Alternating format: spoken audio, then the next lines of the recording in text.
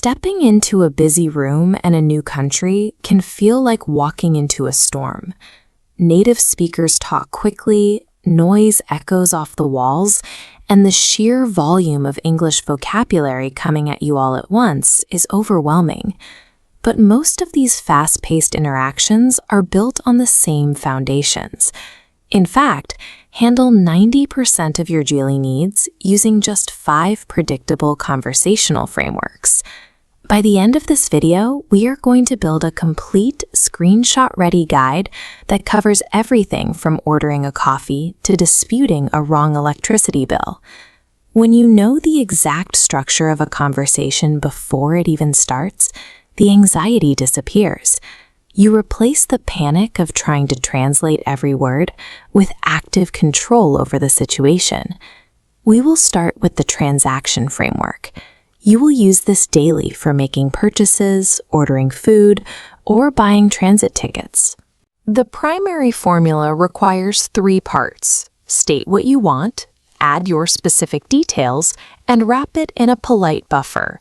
For example, I would like a latte with oat milk, please. Transactions often involve a predictable series of follow-up questions. A barista will ask if you want small, medium, or large. An airline agent will ask for your ID or passport. Preparing for these standard options before you approach the counter turns a transaction into a manageable script. Next is the navigation framework, used to ask for directions or to help finding items in a store. The core asking formula starts with a polite interruption, followed by your target. You say, "Excuse me, can you help me find the library?" When the person replies, practice directional listening. Instead of trying to translate every word, tune your ear to identify the key action words.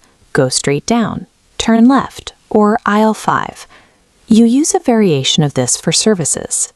At a hair salon, you specify the request. I would like a haircut about 2 inches off, please. At the post office, I would like to send this package to Spain. Relying on these polite requests and directional keywords allows you to navigate a new environment without needing a smartphone map for every step. For environments where accuracy is critical, we use the health and professional framework. If you need to report medical symptoms, state the problem and the timeline clearly. You say, "I have a bad headache, and it started 2 days ago."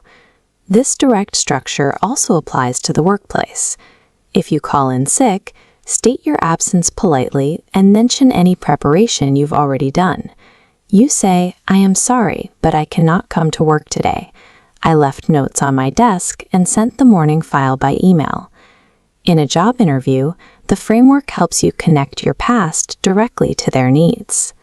You explain, "I spent 2 years helping customers, so I am comfortable solving problems for your team." Whether speaking to a doctor or a boss, prioritizing clear timelines and direct facts ensures the other person has the information needed to help you. Our 4th tool is the living and social framework. This is used for managing relationships with the people who live in your building or neighborhood. Meeting a neighbor starts with an introductory formula. "Hi, I am Sarah. I just moved into apartment 4B. Once you establish who you are, you can easily transition into casual small talk about the neighborhood. Sometimes, living close to people requires handling minor conflicts. If a neighbor is being loud late at night, a non-aggressive tone helps keep the conversation constructive. The structure for polite confrontation focuses on how the event affected you. Instead of making an accusation, you say, "I had work at 6 this morning, and the noise made it difficult for me to sleep." Shifting the focus from the person to the event makes it easier to communicate your needs to the people living around you.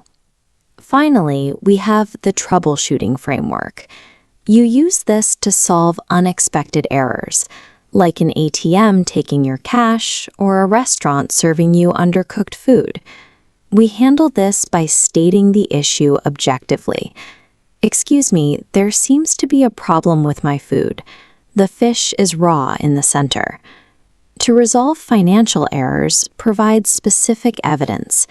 If you call about a high bill, provide your account number and point to the exact charge, like an unexplained equipment fee listed on the statement.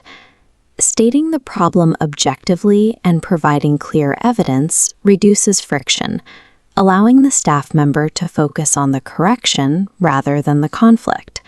Here is your completed daily English survival cheat sheet, showing how the 5 frameworks fit together. Take a screenshot right now. Keep it saved on your phone to reference these formulas before stepping up to a counter or meeting a new neighbor. The people you speak to in daily life are not grading your vocabulary. They just need you to provide the key pieces of information so they can assist you. Pick just one of these frameworks to test today. Go order a coffee, ask for directions, or introduce yourself to a neighbor. You have the structure. Now you just need to speak.